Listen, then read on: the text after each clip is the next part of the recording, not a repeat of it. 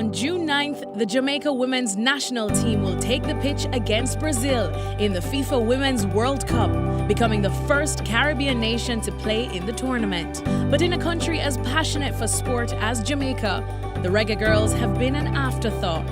This is the story behind a new generation of Jamaican heritage players and the daughter of a music icon who resurrected a football program and achieved World Cup glory.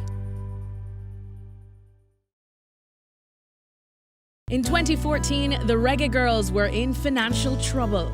The Jamaica Football Federation cut funding to the women's program just 4 years earlier, totally disbanding the team, and were on the verge of doing it again.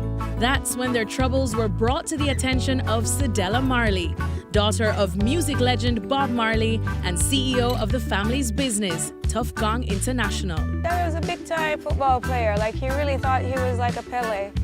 Football was like second nature in our house. It's just like if he wasn't singing, he'd probably be playing football. I think the reason why I became even more interested is just because the girls were like, it was an uphill battle. And I couldn't understand why. And it was just because corporate sponsors just did not believe that they should be playing this wonderful game. And then I started to get like really pissed off. Why are you just saying you don't think it's for girls to do? Was it just difficult convincing corporate Jamaican sponsors that, hey, take a chance on these girls? Yes, it has been primarily financial. It's difficult to convince sponsors to fund women in sports.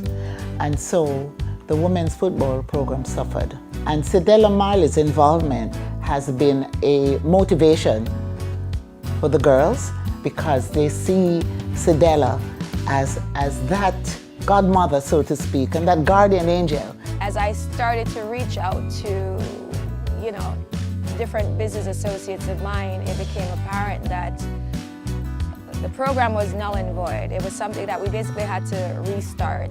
And I just started to put my own money in, asking friends, to put some of their money in. And then I started to travel with the girls once we got enough funding to start camps, and started to talk to the coaches and realized that it wasn't going to be as easy as I thought.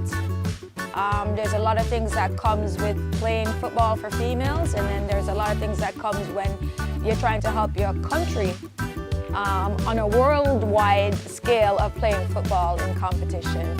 The Reggae Girlz fell just short in qualifying for the 2015 World Cup, but a new squad of players stormed through the CONCACAF Women's Championships and into a showdown against Panama with a spot in the World Cup on the line. Deep breath. Von Flasher takes the high road. And guess what? Jamaica are going to the Women's World Cup for the first time ever.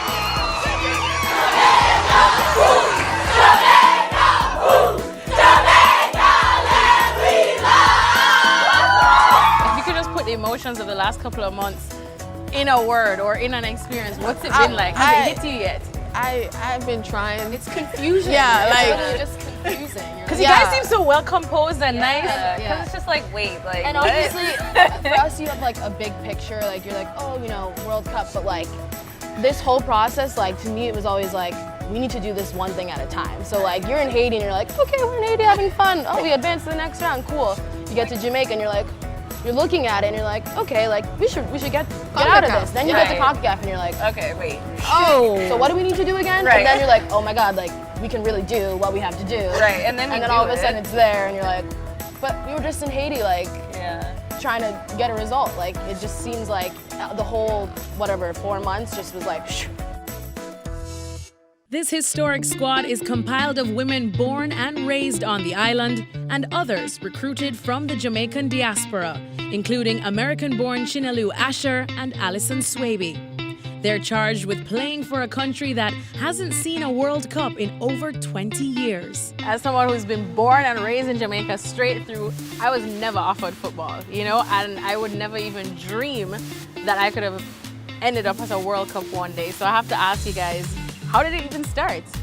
For me, in Jamaica, track and field, it's either you're a track and field star or you're a soccer player. And where I grew up, football was the main thing that was happening because we didn't have track stars in my community, and I was just really curious to know what was so special about the sport because I would always sit on the sidewalks and watch my brother juggle and play with the other boys, and then one day I just asked him, I was like, could you teach me how to start? And then that's why I just got involved. I grew up in West Hartford, Connecticut in the US, and my parents were just signing me up to do something, and my dad, all he knows is soccer, so it was the first thing that they really threw me into. And I tried other sports, but I always went to soccer over everything else. So if soccer had a conflict with basketball or track, I always went to soccer, and then that's basically how it became my #1 sport and what I continued and stuck with. So my dad's Jamaican, born and raised. My mother is mixed. She's Cameroonian and Canadian, but grew up in Cameroon. But I was born in Maryland. My dad kind of forced my older brother to play soccer. I was a tomboy, and when he was training my brother Daniel in our backyard, I would run out there and be the defender, against my brother to work on his rucks, his 1v1 moves. So my first position was a defender, was an outside back, because that's all I learned. But I kind of had to prove to my dad that I had a little bit going on, because my mom was actually the first person to just kick the ball with me in the backyard, and she doesn't have a lick of football knowledge at all. But she got out there, so my dad came to one of my rec games, was all right, we can work with this, let's get it on and pop it. In Jamaica, I guess we could say the priority in terms of football goes to the reggae boys, and naturally so. It's a male-dominated sport here, at least in the Caribbean too. Why did you decide to stick with this and just go with the Reggae Girlz, even though you knew that it was kind of back up against the wall and you had a lot to prove before everyone bought into this team? I first started in the program with the U20 team in college, and I saw the future of the program, and I was wow, if we get investment, if we get there's so much raw talent here and potential, I just know we can do something, when I'm older in my career. So I had that experience. I was I want to really see it through, and I kind of developed a loyalty to that, and I wanted to add to it as much as I could.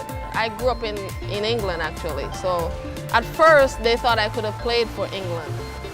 Yeah, but it turned out I could not. But, so I think the whole experience of me playing with the Jamaica national team is just an opportunity to just go places and just show, not only see what they can do, but show other people watching us what we can do. Jamaica's World Cup group is daunting, to say the least, with Australia and Brazil among the 10 best teams in the world, and Italy not far behind. But the Reggae Girlz are determined not to let their World Cup dream die in the group stage and are poised for long-term success in women's football. We're competitors, we're not gonna go there, we're going there to win. And the saying, some people hate to lose more than they love to win, we have a lot of people that are like that. So we're going there to perform and get the best results we can. We're not just there because we get to go. We're there to do our best, and I think our best is all we're going to be able to give at that point. So it's almost like we're saying we're not going there to look at people. We're going there for people to look at us. People definitely are, for sure. Jamaica will join Chile, South Africa, and Scotland as World Cup debutantes this summer. And while Jamaicans are sure to have football fans dancing to reggae in the streets of France, the Reggae Girlz will be poised to write the next chapter in their brief history, thanks to the spirit of the Marleys and the support of the nation.